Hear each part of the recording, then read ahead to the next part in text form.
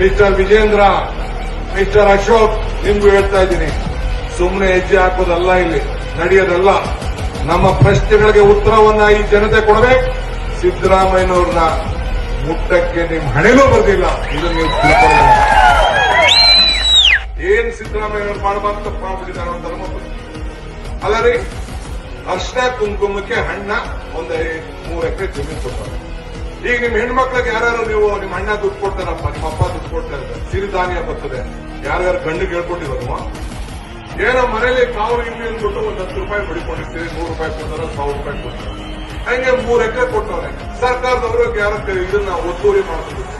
ಅದಕ್ಕೆ ಪರಿಹಾರವಾಗಿ ಒಂದಷ್ಟು ದುಡ್ಡು ಕೊಡ್ತಾರೆ, ಒಂದು ದುಡ್ಡಲ್ಲ ಆ ಸೈಟ್ ಕೊಟ್ಟು. ಏನ್ ತಪ್ಪಿದೆ?